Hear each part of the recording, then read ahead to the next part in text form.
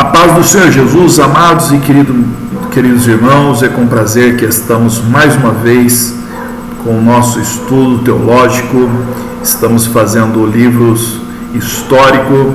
Hoje nós vamos estar fazendo a lição de número 4, 1º e 2º Reis. Semana passada nós estudamos 1º e 2º Samuel. Hoje vamos falar sobre 1º e 2º Reis, a monarquia de Israel. Espero que esta lição venha a ser fonte de bênçãos para a vida de todos os nossos irmãos. Então, continuando a nossa lição dos livros históricos, o 1º e 2º livro dos Reis, o autor desconhecido, é atribuído a Jeremias, data provável entre 560 a 538 a.C. Tema: lições da divisão do Reino Unido. Palavras-chave: rei, casa, profeta, né? Nós vamos ver que aqui começamos a ver em Samuel, né, que o ministério de profeta começou-se através de Samuel. Samuel, inclusive, ele criou uma escola de profetas, e nós vamos ver no livro de 1º e 2º Reis também o exercício desse ministério de forma mais ativa, né, em Israel, né? O livro de Reis, né, como o próprio nome diz, nós vamos estar falando sobre os reis de Israel que reinaram sobre a nação escolhida, sobre o povo de Deus, né? Só lembrando, quem que foi o primeiro rei em Israel, né? Nós vemos no livro ainda de Samuel que foi Saul, né? E o segundo, Davi, né? Acertou de novo, Davi. O terceiro foi Salomão. E nós vamos ver no livro de Reis que após a morte de Salomão, o reino foi dividido, né? Até Salomão, o reino estava unido, né? Era um só reino. Após a morte de Salomão, Roboão assumiu o reino, e o reino foi dividido em dois: reino do norte, Israel capital, Samaria; reino do sul, Judá capital, Jerusalém. É bom a gente termos essa compreensão, né? Versículos-chave: 1º Reis, capítulo 3, versículo 9, e 2º Reis, capítulo 12, versículo 7. 1º Reis, capítulo 3, versículo 9, é onde Salomão, ele pede a Deus entendimento, um coração entendido, pede sabedoria para que julgasse o povo de Israel, a qual ele havia sido constituído rei, né? Versículos-chave: a teu servo, pois, dá um coração entendido para julgar o teu povo, para que prudentemente discirna entre o bem e o mal. Porque quem poderia julgar este tão grande povo, né? 1 Reis, capítulo 3, versículo 9, né? Então ele pede sabedoria, pede o coração entendido para discernir, né? No espírito de discernimento, né? A igreja precisa do espírito também de discernimento, né? Discernir as coisas de Deus. Então o rei Joás chamou o sacerdote Joiada e os mais sacerdotes, e ele disse: por que não reparais as fendas da casa? Agora, pois, não tomeis mais dinheiro dos vossos conhecidos, mas dai-o em pró das fendas da casa, né? 2ª Reis, capítulo 12, versículo 7. Nos livros de Reis, Jesus é apresentado como rei prometido, né? 1 Reis, capítulo 4, versículo 34. Inclusive em 1 Reis, capítulo 4, versículo 34, está escrito: vinham de todos os povos a ouvir a sabedoria de Salomão, e de todos os reis da terra que tinham ouvido da sua sabedoria, né? Então Jesus aqui ele é apresentado como o rei prometido, né? Onde todos os povos, né, ouviria a sabedoria, a palavra do Senhor Jesus, e também todos os reis da terra, né? Inclusive Jesus ele disse, né, ide, pregai o evangelho a toda criatura, aquele que crê e for batizado será salvo, e aquele que não crê será condenado, né? Principais assuntos, vamos falar sobre o reinado de Salomão, né, que foi o reinado mais glorioso, né, e também de paz, né? Também sobre o templo, porque Salomão ele constrói o templo, né? Salomão, irmãos, ele não precisou erguer uma espada. Salomão ele não precisou entrar em nenhuma guerra, né? Inclusive Davi ele tinha o desejo de construir o templo ao Senhor, a casa do Senhor, mas o Senhor disse para Davi, ó Davi, você não vai poder construir, porque as suas mãos estão cheias de sangue, mas o seu filho, né, depois de ti, ele irá construir, porque a ele darei paz, né? Então Salomão ele não entrou em uma guerra, né? Não houve guerra na época dele, né? Havia diplomacia com todas as nações, né? E também Salomão era conhecido pela sua sabedoria, né? E não existia nenhum reino que tinha coragem de se levantar contra o reinado de Salomão, né? Também o esplendor da corte de Salomão, né? Foi um reinado de paz, de glória e também de muito esplendor, né? Inclusive os gastos, nós vemos uma lição prática para nós, né, que nós vemos na política de hoje, né, os gastos exorbitantes, né, pelos nossos políticos, pelo governo, né. No período de Salomão também não foi diferente, também os gastos foi muito exorbitantes, extravagantes, né? E por isso mais tarde esse é um dos fatores que veio a ter a divisão do reino, né? É claro que a divisão aconteceu também devido à apostasia de Salomão, mas só que também devido aos exageros, né? Se diz que até mesmo os servos de Salomão, quando amanhecia, eles se lavavam, se banhavam e jogavam pó de ouro sobre a sua cabeça, né? Então imagina que esplendor que era o esplendor do reinado de Salomão.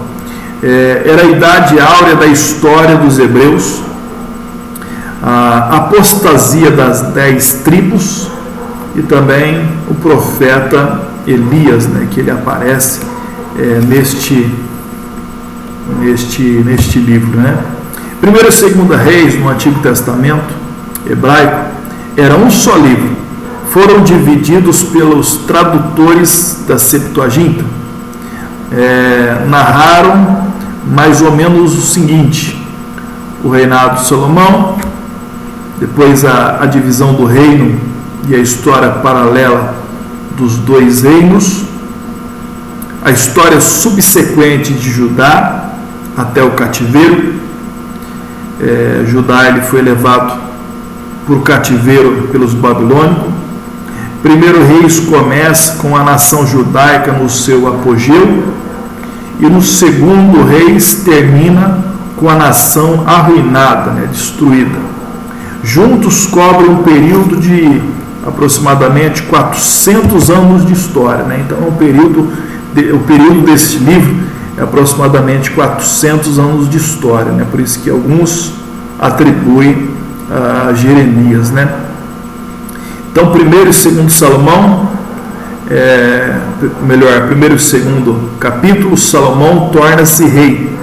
Nasceu de Betseba, mulher da qual Davi não tinha direito, e embora não estivesse habilitado à sucessão, foi escolhido por Davi e aprovado por Deus para o trono, né? Lembrando também que o primeiro filho que Betseba teve com Davi foi o primeiro filho foi devido ao adultério, né? O adultério de Davi com Betseba. Betseba se engravidou, né? Porém a criança ela não chegou a nascer, né? A criança chegou a morrer, né? E Salomão foi o segundo filho que Betseba e Davi tiveram, e este foi escolhido por Davi e Deus aprovou, né? Deus, diz a Bíblia que Deus amou o menino, a criança, e escolheu para o trono, né? Então, na verdade, Salomão não era o mais velho, né? Também tinha o seu irmão Adonias, o quarto filho de Davi. Parece que era o herdeiro natural do trono, conforme diz 1 Reis capítulo 2, versículo 15. Visto que Amon e Absalão e provavelmente Gileade estavam mortos, né? Na verdade, Absalão mata o seu próprio irmão Amon devido ao seu incesto com a sua irmã, e mais tarde Absalão também ele quer usurpar o trono de Davi e também acaba sendo morto, né? Adonias também ele tenta se antecipar, se consagrando como rei, e chega isso ao conhecimento de Davi e de Natã, e através de Betseba e do profeta Natã, Davi ele coroa Salomão como rei, né, na sua velhice. De modo que estando Davi já para morrer, e antes de Salomão ser formalizado, né, ungido rei, Adonias conspirou para apoderar-se do reino, mas o trama foi frustrado pelo profeta Natã. Salomão foi generoso com Adonias, no entanto este continuou esforçando por lançar mão ao trono, e não demorou muito que ele fosse morto, né? Adonias acabou sendo morto, né? Então nós vemos aqui o mapa mostrando o reinado de Salomão, né? Então foi no reinado de Salomão que o povo de Israel alcançou o seu apogeu, né? O seu maior auge, né? Toda esta linha tracejada em vermelho foi o termo do reinado de Salomão, né? Somente Salomão conseguiu reinar sobre todo este território, né? Os outros demais reis, eles não conseguiram reinar sobre todo esse território, né? Inclusive a promessa de Deus era para que o povo de Israel, a terra prometida, seria do rio Nilo ao rio Eufrates, né? Praticamente quase alcançou todo esse território aqui. Aqui em cima está o rio Eufrates, aqui está o rio Nilo, né? Que Deus prometeu para o povo de Israel. Capítulo 3, Salomão escolhe a sabedoria. Foi em Gion, 1 Reis capítulo 3, versículo 4, onde naquele tempo estava o tabernáculo e o altar de bronze, uns 16 quilômetros ao nordeste de Jerusalém. Apesar de que a arca estivesse em Jerusalém, Deus mandou que Salomão pedisse o que quisesse, né? Imagina, irmãos, Salomão ele tem um sonho, e nesse sonho Deus aparece e diz para Salomão: Salomão, pede o que você quiser, para que eu te faça, né? Tá aí uma grande oportunidade, né? Agora eu pergunto para os irmãos, se fosse os irmãos, se Deus aparecesse em sonho para os irmãos e dissesse: meu filho, pede o que você quiser para que eu te dê, o que os irmãos pediriam, né? Fica aí para os irmãos pensar, né? Então nós observamos, irmãos, que se fosse analisar bem, se fosse alguns de nós, né, nós teríamos pedido uma infinidade de coisas, né, menos o que Salomão pediu, né? E na verdade, amados irmãos, o que Salomão pediu foi a melhor coisa que uma pessoa pode pedir a Deus, né? Foi o melhor pedido, né? Naquele momento, naquela ocasião, não existia outro melhor pedido do que este pedido que Salomão fez, né? Inclusive, lá no livro de Tiago, está escrito, né, em Tiago, inclusive, Tiago capítulo 4, versículo 3, pediste e não recebeste porque pedis mal, para gastar com os vossos deleitos, né?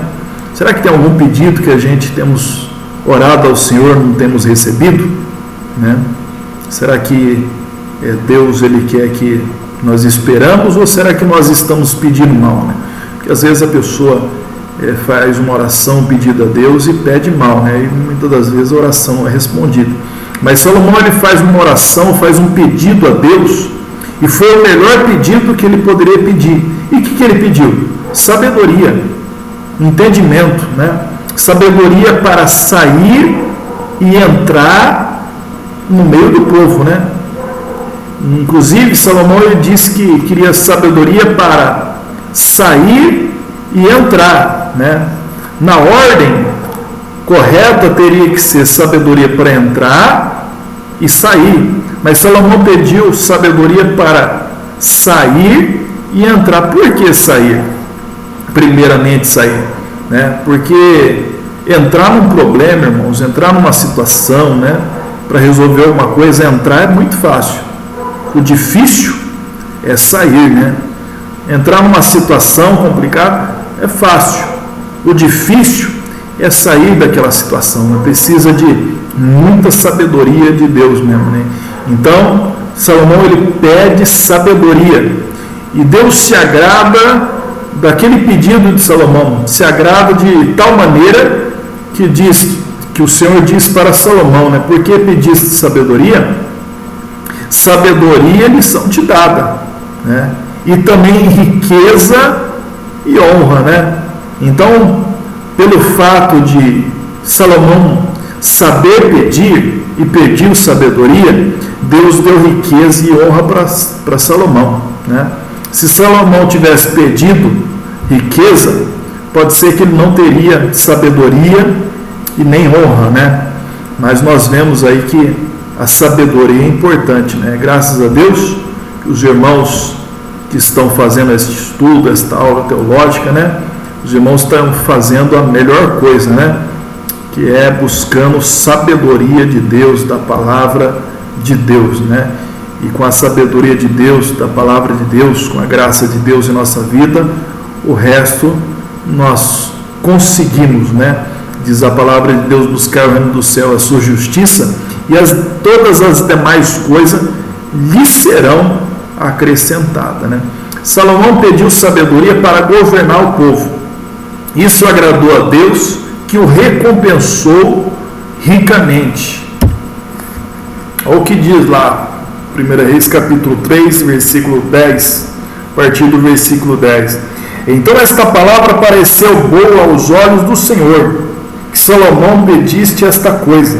E disse-lhe Deus: porquanto pediste esta coisa, e não pediste para ti riqueza, nem pediste a vida dos teus inimigos, mas pediste para ti entendimento, para ouvir coisas de justiça, de juízo, eis que fiz segundo as suas palavras, e eis que te dei um coração tão sábio e entendido, que antes de ti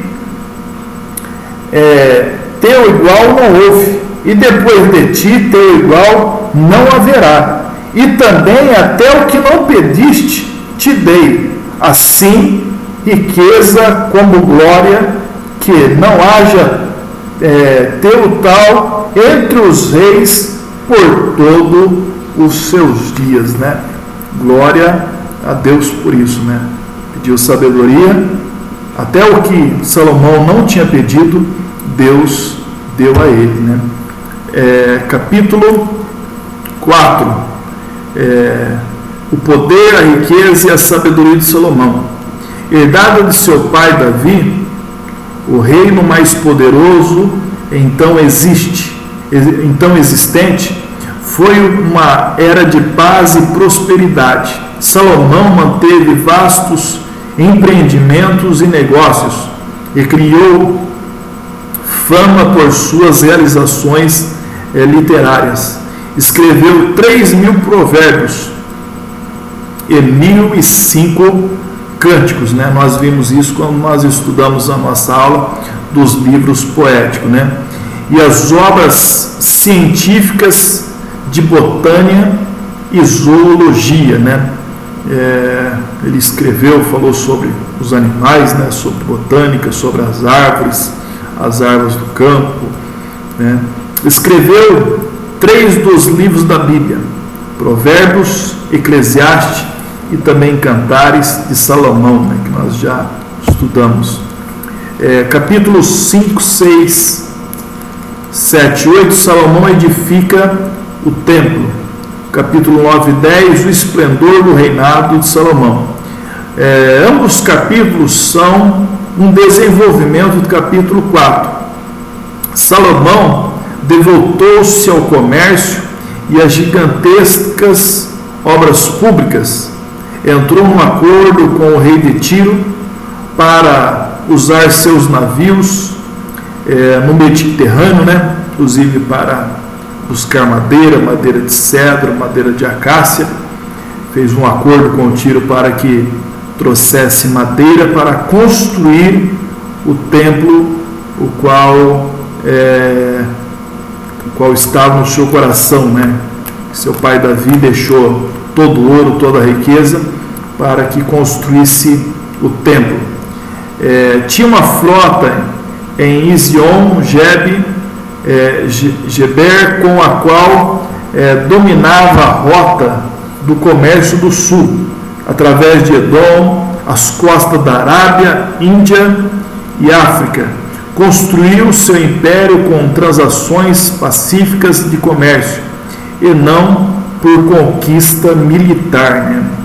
Na verdade, muitos reis conseguiam riqueza através de despojos de guerra, conquista de território, conquista de riqueza dos seus inimigos, né?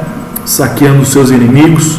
Porém, as riquezas de Salomão, ele já tinha bastante riqueza que seu pai tinha deixado, né? Mas através do seu comércio, né? Acredito que Salomão foi um dos maiores comerciantes, né? De todos os tempos, né? Ele não precisou erguer uma espada para guerrear, né? No capítulo 11, as mulheres e a apostasia de Salomão, né? Aqui começam os problemas de Salomão, né? Porque Deus, ele sempre mostrou, né, a vontade de Deus para que o homem, né, viesse a ter apenas uma esposa, né? A palavra de Deus, ela prega a monogamia, né? Um só homem para uma só mulher. Inclusive, quando chega em Mateus, né, os fariseus, eles perguntam, né, os judeus perguntam para Jesus se era lícito repudiar a sua mulher por qualquer coisa. Está lá no capítulo 19 de Mateus. Jesus, ele diz: olha, no princípio não foi assim, né? Então Jesus, ele mostra no princípio, na fonte, no original, né? Na instrução original da palavra de Deus. No princípio não foi assim. Deus criou o homem e a mulher e disse: deixará o seu pai e a sua mãe, unirá-se a sua mulher, e se tornarão ambos uma só carne. Mas aqui, neste caso, Salomão, além da sunamita, que inclusive o livro de Cantares fala sobre a sunamita, que é a sua primeira esposa, Salomão teve muitas outras esposas, que através desses comércios que ele tinha, né, com o Egito, aí já foi recebendo de presente a filha de Faraó e os outros demais comércios, outros demais reinos que ele fazia, até mesmo os seus negócios. Ele recebia uma princesa, a filha do rei daquele povo, e assim ele foi acumulando não somente riquezas como mulheres, né? E cada uma dessas esposas, dessas princesas, também trazia as suas servas. Por isso que Salomão ele teve 300, né? Aqui inclusive no capítulo 11, né?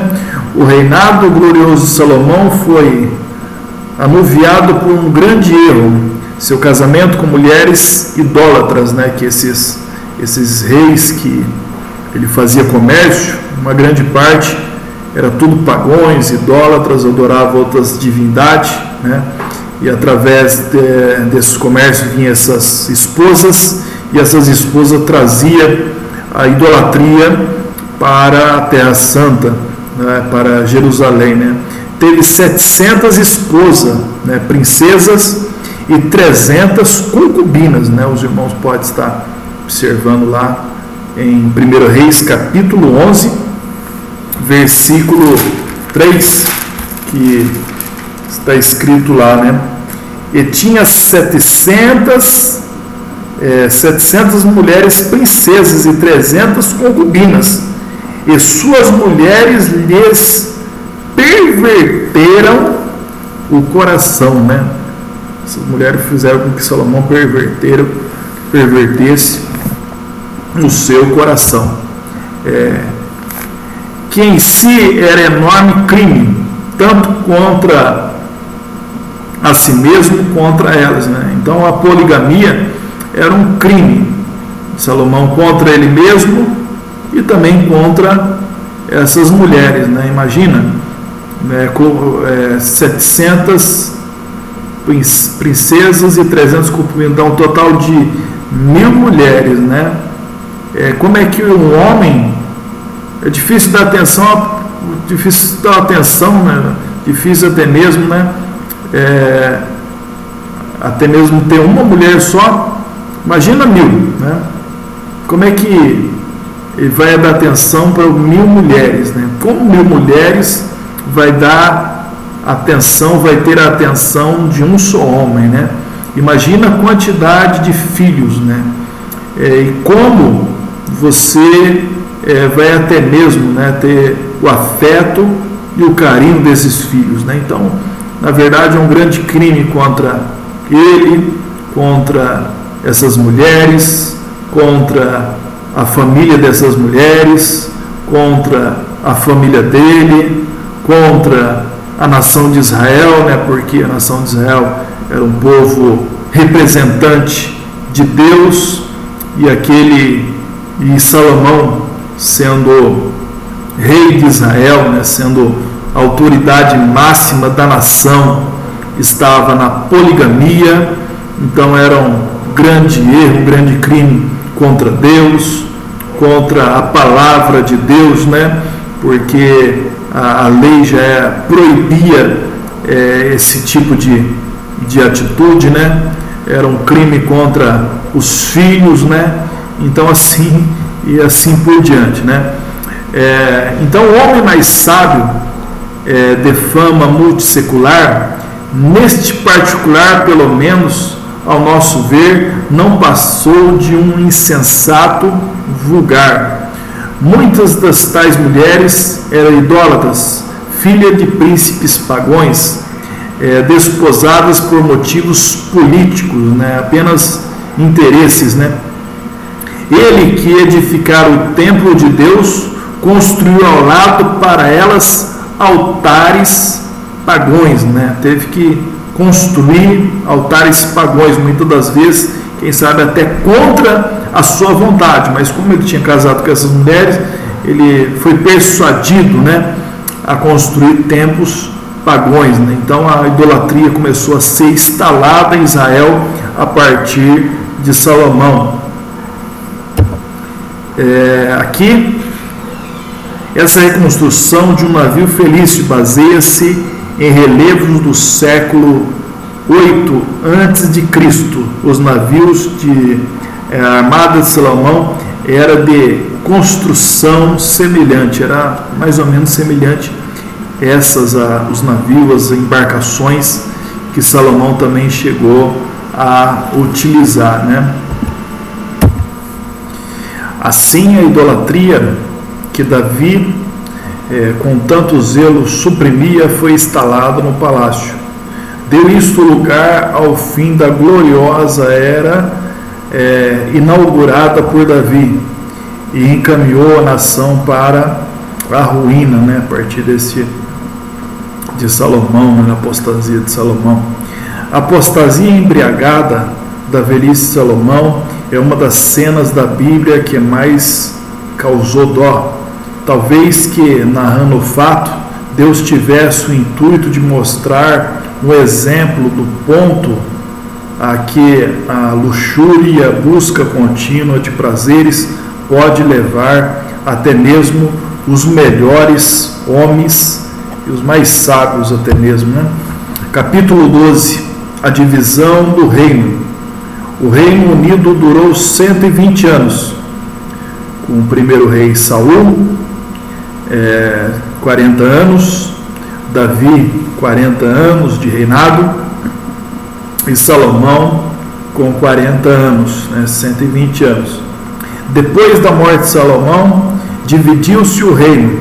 10 tribos formaram o reino do norte, chamado Israel. Judá e Benjamim formaram o reino do sul, chamado Judá. O reino do norte durou pouco mais de 200 anos e foi destruída pela Síria em 722 antes de Cristo, né? Então o reino do norte foi a primeira a ser destruída em 722. O reino do sul foi um pouco além, 300 anos, 100 anos a mais, e foi destruído pela Babilônia no período de 605 a 587 a.C. A separação das 10 tribos veio de Deus, conforme lá está 1 Reis, capítulo 11, versículo 11 e 31, e capítulo 12, versículo 15, como castigo da apostasia de Salomão e como uma lição para a nação, né? Então aqui neste mapa aqui que nós vemos, aqui já não é mais o reino dividido, ou melhor, o reino unido, o qual Salomão governava, né? Agora aqui é o reino dividido, né? Então aqui ao norte, Israel, capital fica em Samaria, e o reino do sul, Judá, né? Capital Jerusalém, né? Reino do sul e reino do norte, região aqui todo o reino do norte. Capítulo 13 e 14, Jeroboão, rei de Israel. Jeroboão foi um oficial no governo de Salomão. Animado pelo profeta Aias e tendo a promessa do trono das 10 tribos de uma casa firme, se apenas se conduzisse nos caminhos de Deus, encabeçou uma revolta contra Salomão. Este procurou matá-lo e ele fugiu para o Egito, abrigando-se na corte de Sisaque, né? Então Jeroboão, ele era um oficial do governo de Salomão, ele acabou fugindo e mais tarde ele se tornou rei sobre as 10 tribos de Israel. Provavelmente chegou a um acordo com este e em quem despertou cobiça pelas riquezas de Salomão.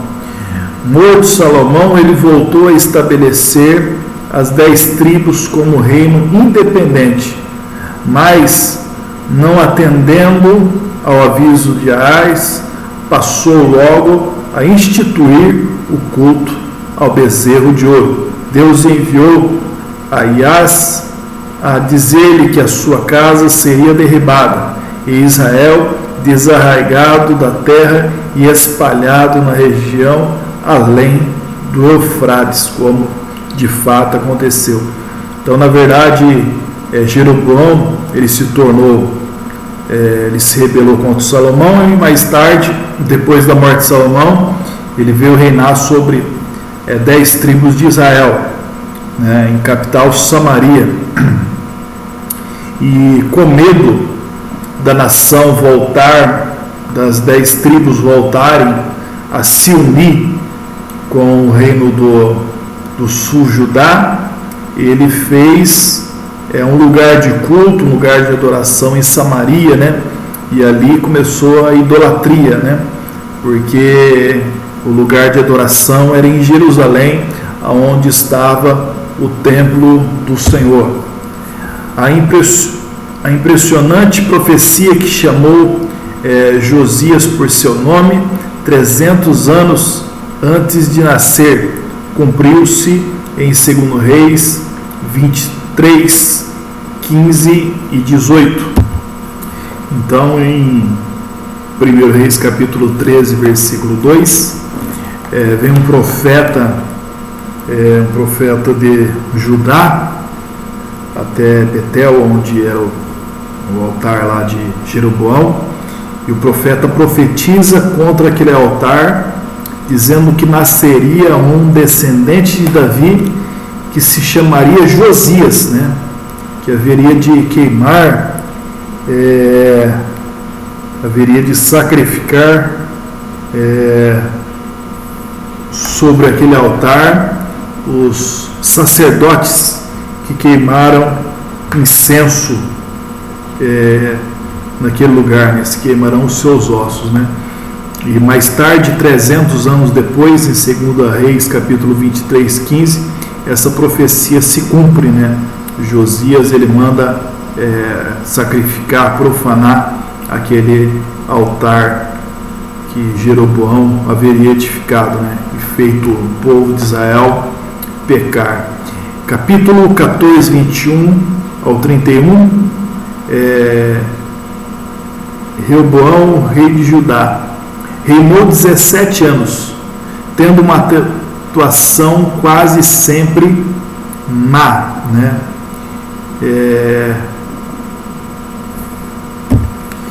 Então, Reoboão, na verdade, foi rei de Judá, né?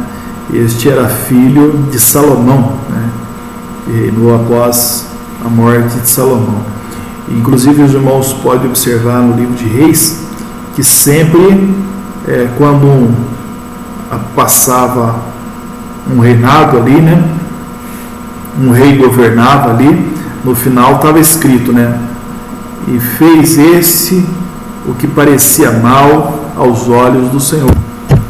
Então, quando um rei governava, vivia ali durante o período do seu reinado, morria, e lá no final dos capítulos, muitas das vezes está escrito: e fez o que era reto aos olhos do Senhor, e fez o que era mal aos olhos do Senhor. A maioria dos reis, eles fizeram o que era mal aos olhos do Senhor. Alguns até mesmo começou até bem, né? Mas no final acabou mal, né? Nós vemos o reinado de Salomão, por exemplo. Salomão, ele começou bem o seu reinado, né? Pediu sabedoria a Deus, né? Deus deu sabedoria, Deus começou a abençoar o reinado de Salomão, mas só que terminou mal, né? Inclusive com a divisão do reino, né? Então a maioria dos reis fez o que era mal aos olhos do Senhor, né? São pouquíssimos os reis, né, que fez aquilo que era reto aos olhos do Senhor, como o caso de Davi, Joás também,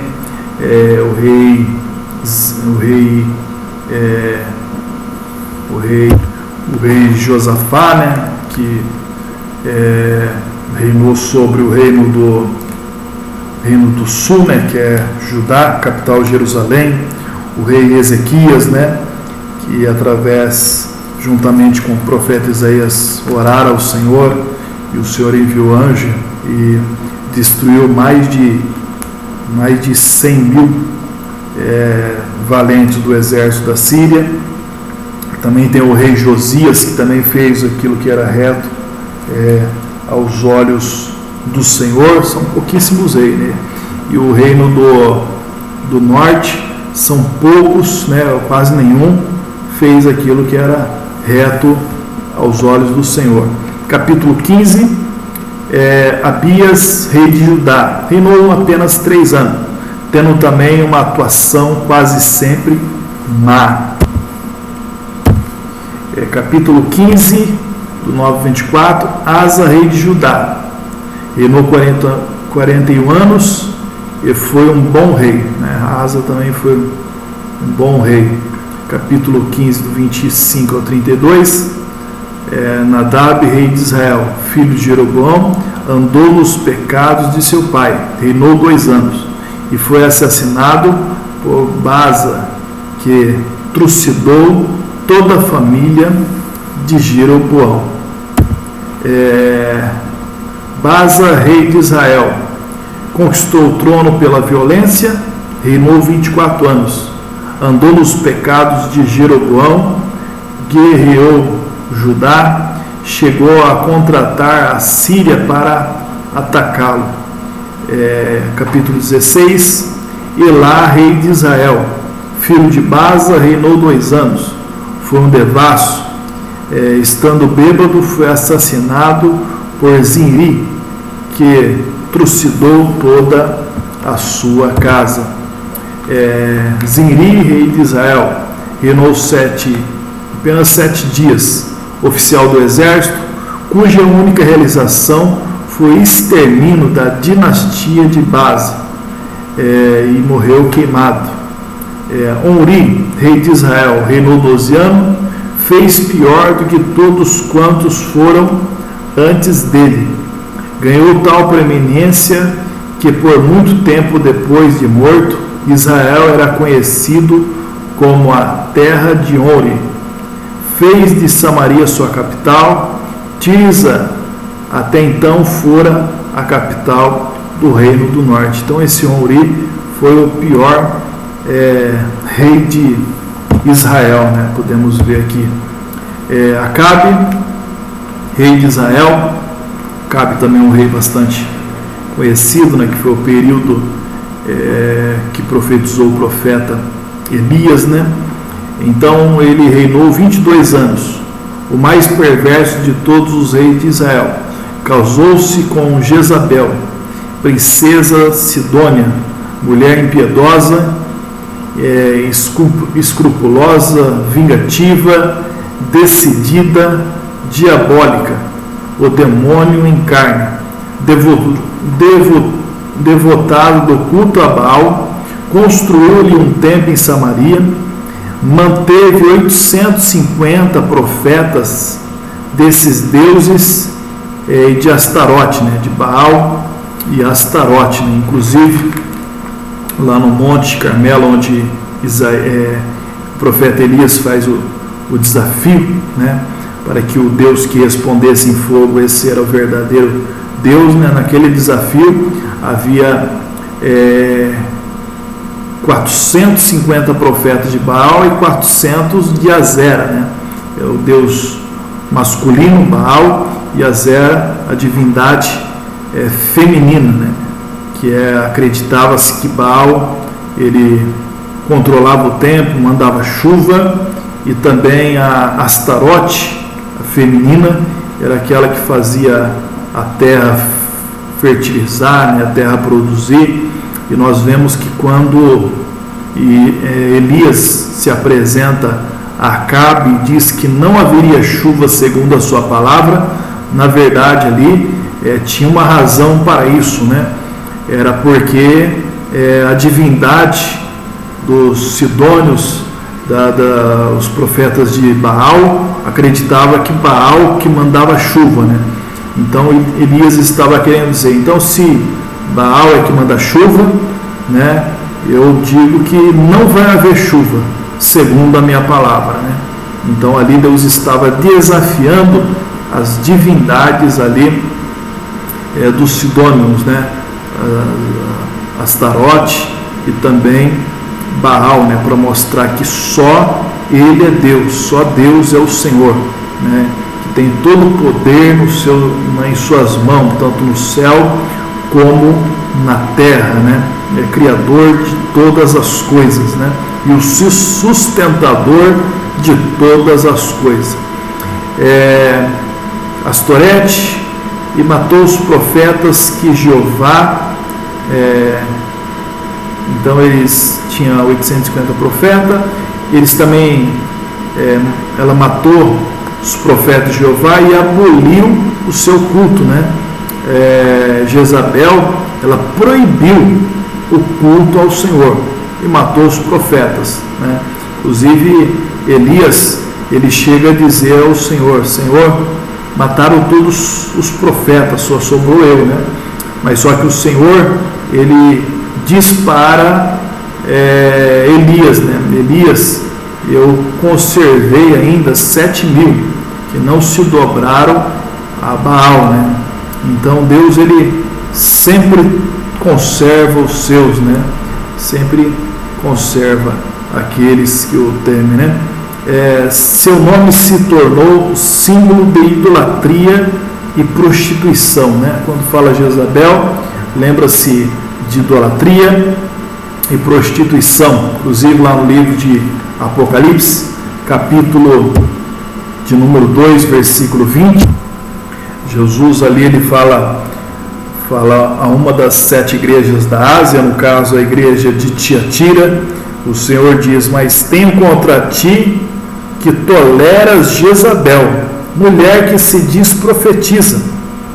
Ensine e engane aos meus servos para que se prostituem e comam dos sacrifícios da idolatria, né? Então ali nós vemos que ela se tornou símbolo de idolatria e prostituição. Capítulos 17 de 1 Reis, capítulo 2 a capítulo 2 de 2 Reis, fala sobre o profeta Elias, né? 6 capítulos são reservados aos anais do reinado de Acabe, enquanto a maioria dos reis tem só uma fração de capítulo. A razão é que, em grande parte, narra a história do profeta Elias. Este foi a resposta de Deus, que Deus deu a Acabe e Jezabel, os quais haviam-no substituído por Baal. Deus manda Elias para que erradicasse o baalismo, religião vil e cruel. Inclusive sabemos poucas coisas, né, de onde que veio o profeta Elias, né? No capítulo 17, Elias acaba surgindo de repente. Inclusive ele é mencionado Elias, o tesbita dos moradores de Gileade, e ele se apresenta a Acabe, né, e disse, vive o Senhor Deus de Israel, perante cujo a face estou, que neste ano nem orvalho nem chuva haverá, senão segundo a minha palavra, né? Então Elias foi a resposta de Deus para aquele reinado cruel, né, e cheio de idolatria, né? Elias foi a resposta de Deus. Os aparecimentos raros, súbitos e breves de Elias, sua coragem idônea, o seu zelo ardente, o fulgor dos seus triunfos, né? O patético e patético do seu desânimo, a glória do seu passado e a tranquila beleza da sua reaparição no Monte da Transfiguração tornam-no um dos vultos mais grandiosos e românticos que Israel produzira, né? Nós vemos a história do profeta Elias, que é uma história bastante bela, né? Que ele surge do nada, surge de repente, né? Porque quando Deus ele quer usar uma pessoa, ele simplesmente levanta, ele usa aonde a pessoa ela estiver. Ele foi um homem de grande zelo, né? De zelo pela lei do Senhor, pela palavra de Deus, né? O zelo contra a idolatria. Ele combateu a idolatria, né? Ele foi um profeta usado de tal forma que até fogo, né? Conhecido como profeta de fogo, que fez fogo descer do céu, né? Clamou ao Senhor e Deus enviou fogo, orou ao Senhor, Deus também enviou chuva, né? Ele também teve um momento de desânimo quando a sua vida dele foi procurada, mas Deus enviou o seu anjo para consolá-lo, para confortá-lo, né? Porque podemos lembrar que o crente, ele pode ter até desânimo na sua vida, na sua caminhada, mas ele não pode viver desanimado, né? Porque Deus sempre vai enviar um consolo, uma consolação, né? Um fortalecimento, uma renovação espiritual, né? Que Deus ele venha renovar a sua vida, né? Se você se encontra desanimado, se encontra cansado, o Senhor ele renova as suas forças, né? Diz a palavra de Deus em Isaías 40:31 que os que esperam no Senhor renovarão as forças, andarão e não cansarão, caminharão e não se afadigarão e voarão como águias, né? Elias estava ali deitado quando de repente o anjo acorda Elias e Elias vê do seu lado um pão e um jarro de água, né? Aí ele come o pão, bebe a água e torna a deitar. Aí novamente o anjo acorda ele e diz para ele: Elias, levanta, bebe, come, porque muito grande é a sua caminhada, né? Os irmãos que quiserem conferir, está lá em 1 Reis, capítulo 19, a partir do versículo 6, né? Continuando aqui a nossa lição, capítulo 17 e 18 demonstra que Deus deu a Elias o poder de fechar os céus por 3 anos e meio, tempo em que foi alimentado pelos corvos do ribeiro de Quirite e pela viúva de Zarefate, cuja panela de farinha e botija de azeite não esvaziaram. A sua aventura de fé no Monte Carmelo foi magnífica. Naturalmente, Deus lhe havia revelado que mandaria fogo do céu e posteriormente a chuva, né? Capítulo 19, a voz mansa e delicada. Desanimado de tudo, Elias fugiu para o Monte Horebe, onde 500 anos antes Moisés organizara a nação, e pediu a Deus que o deixasse morrer. Capítulo 19, versículo 4.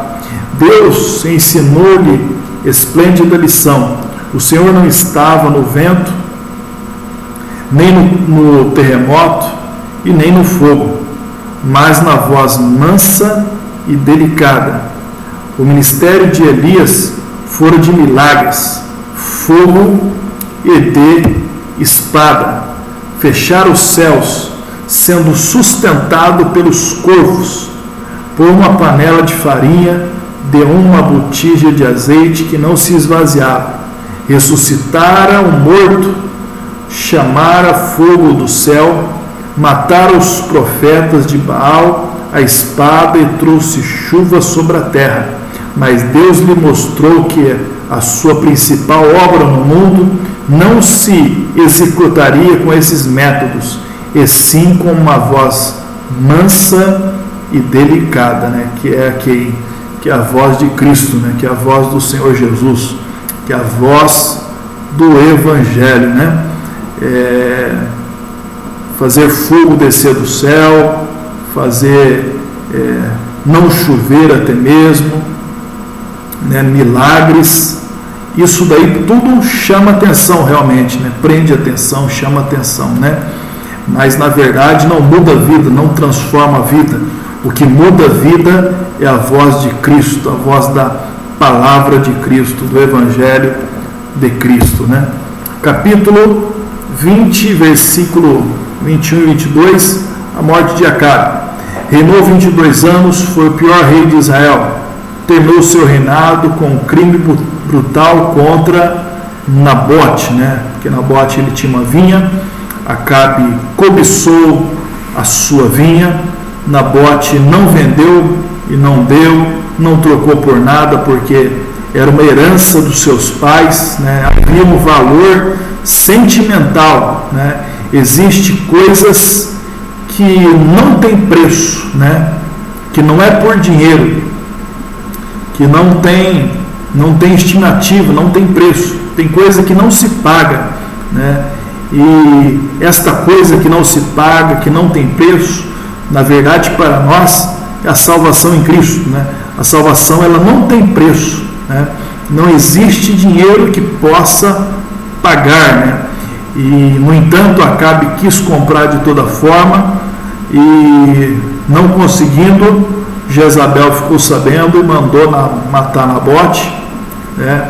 Enviou falsas testemunhas contra Nabote, acusadores contra Nabote, inclusive sobre falsas testemunhas que Jezabel levantou ali contra Nabote, né? A Bíblia diz lá no livro de Provérbios, capítulo 6, versículo 16, né? Que 6 coisas o Senhor aborrece, a 7ª a sua alma abomina, né? E qual é as 6 coisas, né? Olhos altivos, língua mentirosa, mãos que derramam sangue inocente, coração que maquina pensamentos viciosos, pés que se apressa para correr para o mal. A 6ª é testemunha falsa, né? Levantou testemunha falsa contra Nabote, levantou testemunha falsa contra Cristo, né? Quando Cristo foi julgado, sentenciado à cruz, né? Então, o Senhor aborrece testemunha falsa, né? Que não sabe, que não viu, né? Que não conhece, que não sabe. Então, testemunha falsa. E qual é a 7ª que o Senhor abomina, né? É o que semeia contenda entre os irmãos. Está lá em Provérbios capítulo 6, versículo 16. Então Nabote foi morto, foi brutalmente, né? Foi um crime brutal contra Nabote. E Acabe foi morto em guerra contra a Síria. Assim acabou o homem de caráter desprezível. Capítulo 22, 41 ao 50. Josafá, rei de Judá, foi um bom rei, reinou 25 anos.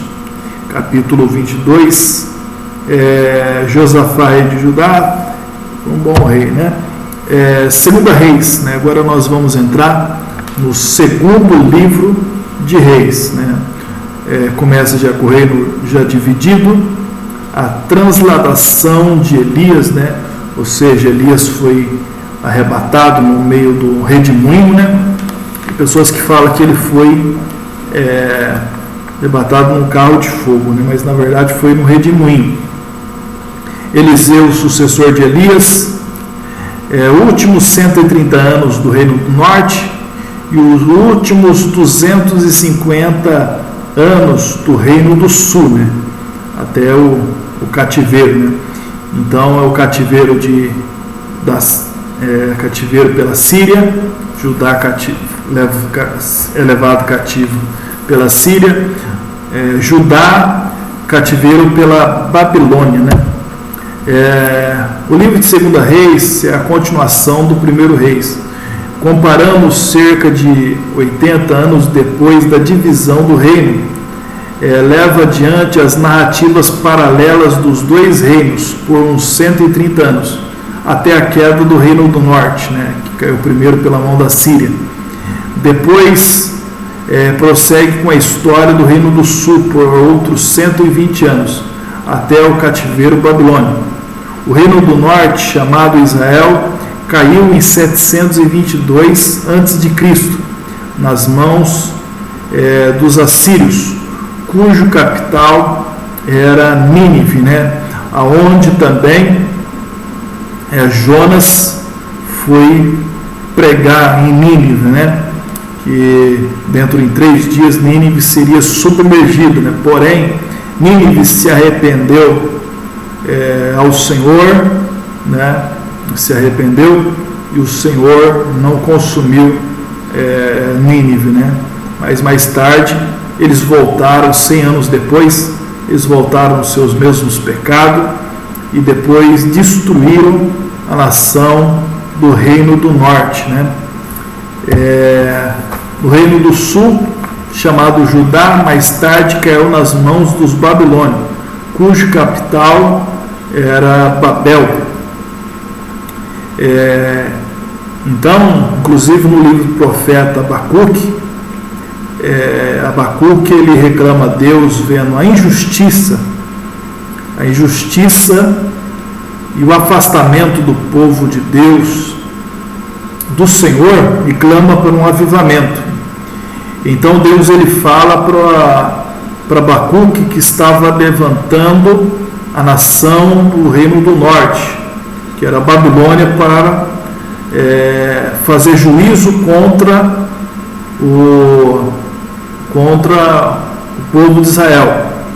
Porém, Abacuque ele fala: Senhor, como o Senhor vai levantar uma nação mais ímpia do que esta para julgar o seu povo, né? Mas o Senhor fala para ele, não, responde para Abacuque, né? Eu vou julgar o meu povo, mas depois eu vou julgar eles também, né? Que é no caso Babilônia e também Nínive, né? Todas essas nações foi apenas instrumento de Deus para corrigir Israel, mas depois Deus ele também fez justiça contra essas nações, né? Tanto é que essas nações elas nem hoje onde que era a Babilônia, hoje é o conhecido como o Iraque, né? Onde Saddam Hussein também ele queria construir um jardim suspenso, né, como nos dias de Nabucodonosor, né, e acabou sendo frustrado, né, porque morreu antes, né, inclusive Saddam Hussein foi morto por enforcamento, né. Elias e Eliseu foram os profetas que Deus enviou num esforço por salvar o Reino do Norte. O ministério deles, tomando em conjunto durante 75 anos, período central do Reino do Norte, cerca de 875 a 800 a.C., através dos reinados de 6 reis: Acabe, Acasias, Jeroão, Jeú, Jeoacás e Joás, né? Então Elias e Eliseu foram enviados por Deus, profetas enviados por Deus, né, para salvar a nação da idolatria, né, que a nação ela estava caminhando, né, para a destruição, né. Então foi um esforço, o último esforço de Deus para salvar aquele povo, né. Inclusive, irmãos, existe alguns segmentos religiosos que fala que Deus operou grandes sinais e milagres na história através de 3 etapas, né? 3 etapas 3 etapas de 2, né? 3 etapas de 2.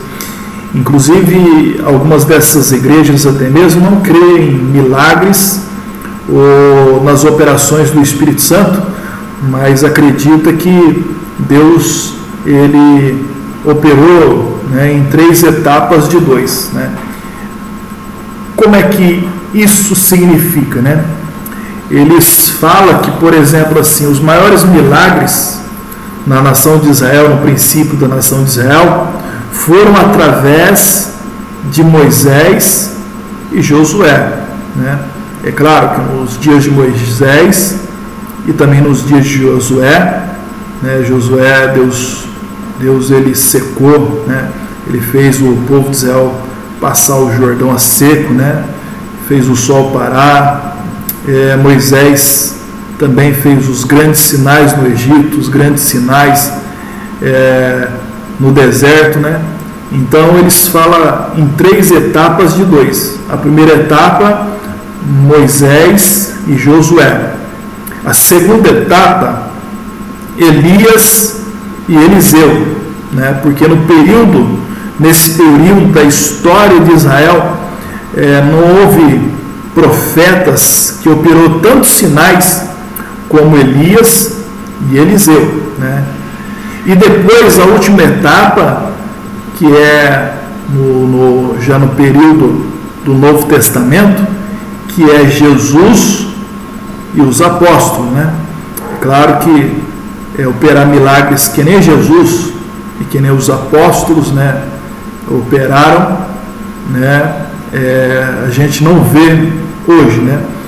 Porém, Deus, né, eles acreditam desta forma, né? Deus operou em 3 etapas de 2: Moisés e Josué, Elias e Eliseu, Jesus e os apóstolos, né? Porém, se nós olharmos na história da Bíblia Sagrada, desde lá do princípio, Deus opera grandes milagres, né? E Deus ele também opera ainda hoje, né? Jesus ele disse: se creres, fará as obras que eu faço e fará maiores do que essa ainda, né?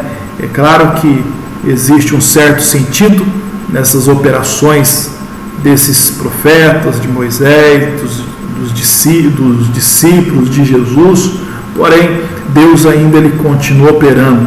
Jesus é o mesmo ontem, hoje e eternamente, né?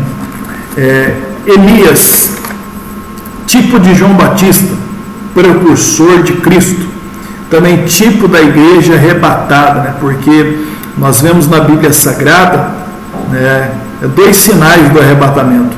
O primeiro sinal está lá no livro de Gênesis, capítulo 5, versículo 4, né, que está escrito, né, e andou Enoque com Deus, e não ouviu mais, porquanto Deus tomou para si, né? Então Enoque é um tipo da igreja arrebatada, né? E também o profeta Elias, né, que foi também arrebatado no meio de um redemoinho, né? Eliseu, lições da sua chamada, nós vemos a lição das lições da chamada de Eliseu, porção dobrada do espírito de Elias, né? Então Eliseu pediu a porção dobrada do espírito e da virtude que Elias tinha, né? Inclusive Elias disse, né, coisa dura me pediste, mas se me vires quando for tomado de ti, assim se sucederá, né? Então Elias quis dizer, né, se você me ver ser arrebatado, você vai receber a promessa, né? Mas se você não me ver, você não vai receber a promessa, né? Então estavam os dois andando, caminhando, né? Quando de repente um carro de fogo, né, separa os dois e Elias sobe no meio do redemoinho, né? Então Eliseu vê Elias sendo arrebatado. Aí Eliseu ele diz: meu pai é carro de Israel e os seus cavaleiros, né? Então Eliseu vê Elias sendo arrebatado e recebe a promessa, né? Então, na verdade, aqueles que tem a visão e crê no arrebatamento, esses recebem a promessa, né? Se você crê no arrebatamento, irmão, você recebe a promessa. Tipo da igreja, né? Cativeiro de Israel. Oséias, o último rei de Israel, reinou 9 anos, 732 e 723 a.C. Pagou o tributo ao rei da Síria, porém fez uma aliança secreta com o rei do Egito. Vieram então os assírios e aplicaram o último golpe de morte no reino do norte. Samaria caiu e o seu povo acompanhou o resto de Israel ao cativeiro. Os profetas da época foram Oséias, Isaías e Miqueias. O reino do norte durou cerca de 241 anos. Cada um dos seus 19 reis andou nos pecados de Jeroboão, seu fundador. Deus enviou profetas após profeta e castigo após castigo no esforço para que a nação voltar dos seus pecados. Tudo, porém, debalde. Israel aderira aos seus ídolos e não havia remédio, né? Então Deus, ele deu tempo, né? A pessoa peca, vai pecando, Deus, ele vai dando tempo, né? Para que a pessoa venha se arrepender, né? E se a pessoa se arrepender verdadeiramente, Deus, ele vai perdoar, né? Mas, por exemplo, se a pessoa persistir, terminar no erro, né, acaba sofrendo as consequências, né? Inclusive, no livro de Apocalipse, capítulo 2, se não me falha a memória, versículo 20, né, está escrito, né, dê-lhe tempos para que se arrependesse, né, dos seus pecados, e não se arrependeram. Inclusive está lá em, melhor dizendo, Apocalipse capítulo 2, versículo 21, dê-lhe tempo para que se arrependesse da sua prostituição, e não se arrependeram, né? Então Deus estava dando tempo para o povo de Israel voltar-se a Deus, né? Assim como também Deus está dando tempo para este mundo, né? Diz a palavra de Deus no livro de 2 Pedro, capítulo 3, se não me falha a memória, o Senhor, ele diz, né, que Deus, ele não é tardio com a sua promessa, mas antes ele é longânimo, né? Não querendo que ninguém se perca, né? Mas que todos venham se arrepender dos seus pecados, né? O conhecimento da salvação, né? Então não somos nós que estamos esperando Cristo, mas Cristo está esperando nós, né? Esperando o homem voltar-se a Ele e se arrepender, né? Então Israel aderia aos ídolos e não havia remédio. A ira de Deus manifestou-se e removeu Israel da sua terra através da Assíria, né? 722 a.C., né? Inclusive, Israel foi desbaratada, né? Destruída pela Síria. Porém, quando a Síria tentou atacar Judá, não conseguiu, né? Por que Deus permitiu a Síria destruir o reino do norte e não permitiu destruir o reino do sul, né? Porque a Síria, né, que a Síria ela fez? A Síria, além de destruir o reino, eles levaram muitos para o cativeiro e também trouxeram povos também pagões, estranhos, para habitar naquela terra, né? E houve uma mistura de raça.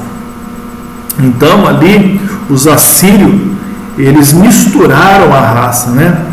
Por isso que no Novo Testamento fala sobre os samaritanos, né, que não se comunicavam com os judeus, né? Os judeus não se comunicavam com os samaritanos, porque os samaritanos eram uma mistura de raça, e o povo judeu não. O povo judeu, ele não misturou a raça, que é o reino reino do sul, né? Então por isso que Deus permitiu a Síria destruir o reino de Israel e permitiu a Babilônia ela destruir o reino o reino do sul, e levar para o cativeiro, porque a Babilônia ela não misturou a raça. Para quê? Para que não comprometesse a semente da mulher, que era a promessa de Gênesis 3,15, que era a promessa de onde viria o Messias, né? Então não poderia contaminar a semente, misturar a semente, o que aconteceu, na verdade, através da Síria, né? No reino do norte, mas do sul foi preservada a semente. Babilônia levou muitos para o cativeiro, porém eles não misturaram a raça, né? Cativeiro de Judá, né, que foi a Babilônia que conquistou Judá. Zedequias, o último rei de Judá, reinou cerca de 11 anos. Judá, o reino do sul, foi levado para o cativeiro babilônico em 4 etapas.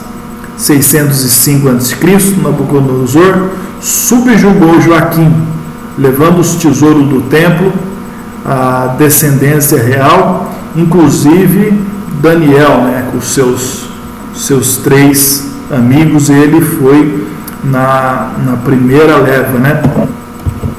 Depois, em 597 a.C., Nabucodonosor voltou e levou o restante dos tesouros, e o rei Joaquim e 100.000 dos príncipes, oficiais e homens principais, todos cativos, para a Babilônia. Está lá em 2 Reis 24, 14.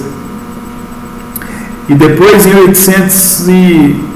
587 a.C., voltaram os babilônicos. Desta vez eles incendiaram a cidade, quebraram os seus muros, vazaram os olhos o rei Ezequias e levaram-no algemado para a Babilônia com os 832 cativos, deixando só um resto de classe dos mais pobres na região. Nesse período aqui, Jeremias estava preso no pátio interno, né? Jeremias estava preso e já tinha chegado ao conhecimento da Babilônia que Jeremias tinha profetizado para que Zedequias se entregasse à Babilônia, né? E Zedequias não ouviu o profeta, né? Então, na verdade, Jeremias ele foi favorecido por Nabucodonosor, que através do seu general da guarda libertou Jeremias e deu a oportunidade dele, se ele quisesse, para onde que ele quisesse ir, ele estava livre, né? Inclusive, se ele quisesse para a Babilônia, ele também poderia ir, que seria bem recebido ali, né? Então, vendo aqui, irmãos, tem os irmãos ficar mais claro, que às vezes os irmãos ouvem Reino do Norte, Reino do Sul, é fácil confundir, né? Até às vezes eu me confundo um pouco, né? Mas tudo isso aconteceu após a morte de Salomão, né? Então, o reino só foi unido, né? Só foi unido com os 3 primeiros reis, né? E quem foi os 3 primeiros reis? Saul, Davi e Salomão, né? É que nem nos dias de hoje, né? Às vezes tem uma igreja lá, aí algum líder pega e fala: eu vou dividir a igreja, vou sair da igreja, daqui a pouco está na mesma rua, do outro lado da rua, né? Abre uma igreja lá, igreja fulano de tal, e arrasta um monte de irmãos, né? Então, um monte de irmãos da igreja, né? E fica aquele negócio constrangedor, né? Então, isso que é uma divisão, né? E assim aconteceu no reino de Israel. Os irmãos entenderem melhor, né? Deixa eu ter um risco aqui. Mas reis de Israel. Reis de Israel, o reinado do norte, a sua capital se tornou a Samaria. Esses foram os reis que reinaram em Israel, que foi levado para o cativeiro da Síria, né? Da Síria. Mas aqui o reino de Judá, reino do sul, né? foi levado pela Babilônia. Inclusive aqui tem 10 tribos que seguem esse reino do norte. O reino de Judá, somente uma tribo e meio. Aqui é a tribo de Judá e a meia tribo de Benjamim, né? Porque com o pecado de Salomão, Deus dividiu o reino, né? Mas o Senhor, ele disse, ó, por amor a Davi, né? Por amor a Davi, seu servo, ia conservar ainda uma lâmpada, né? Ainda conservar uma tribo, né? Uma tribo e meio, por amor, né? Então, muitas das vezes, a descendência de alguém é abençoada por amor a algum servo de Deus, né? Servo temente a Deus. Então, dessa linhagem de Judá aqui, que haveria de vir o Messias. Aí por isso que Deus não permitiu a Síria invadir aqui, porque senão ela misturaria semente, misturaria a raça, né? Aqui nesse caso Deus ele permitiu, a Síria invadiu, né? Então nós vemos aqui, ó, Acasias foi um mau rei, Jorão quase sempre mau rei, reinou 12 anos, Jeú quase sempre também mau rei, 28 anos. Jeoacás, mau rei, reinou 17 anos. Jeoás, mau rei, reinou 16. Jeroboão II, mau rei, 41 anos reinou. Zacarias, né? Zacarias aqui não é o profeta Zacarias, né? Nós vemos muitos personagens, né? Personagens diferentes com nome igual, né? Esse Zacarias aqui, ele não era o profeta e também não era o Zacarias pai de João Batista, porque o pai de João Batista também se chamava Zacarias. Reinou 6 meses. Salum reinou 1 mês. Manaém, mau rei também, 10 anos. Pecaías, mau rei, 2 anos. Peca, mau rei, 20 anos. Oséias, que também não é o profeta Oséias, reinou 9 anos, um mau rei. Reis de Judá, né, uma lâmpada, a lâmpada de Davi, que continua acesa, né, com a promessa do Messias. Jeorão, né, mau rei, 8 anos. Acasias, mau rei, 1 ano. Atalia, que é uma mulher demoníaca, reinou 6 anos. Joás, quase sempre bom, 40 anos. Amazias, é quase sempre também idem, né? 29 anos. Uzias, bom rei, né? Inclusive, o profeta Isaías no capítulo 6, né, falou, está escrito, né? No ano que morreu o rei Uzias, eu vi o Senhor sentado no alto sublime trono, né? Então aqui é esse que é o Uzias, né? Provavelmente primo de Isaías, que faz do profeta Isaías até mesmo um príncipe, né? Então ele era um bom rei, reinou 52 anos. Jotão, bom rei, reinou 16 anos. Acás, perverso, reinou 16. Ezequias, o melhor, 29 anos. Manassés, o pior, 55 anos. Amon, o pior, 22 anos. Josias, o melhor rei, 31 anos. Jeoacás, mau, 3 meses. Joaquim, perverso, 11 anos. Joaquim, né? Joaquim, e esse é Joaquim, mau rei, 3 anos. E Zedequias, mau rei, 11 anos. Esses são os reis de Judá, né? Nós vemos que no reino de Israel todos eles praticamente foram maus, né? Mas no reino de Judá sempre havia algum, né? como o caso de Joás, Uzias, Jotão, Ezequias, Josias, né? Que ainda escapavam, mas a maioria deles foram maus reis, né? E assim nós concluímos a nossa lição de 1º e 2º Reis, né? E Deus abençoe a vida de todos os nossos irmãos.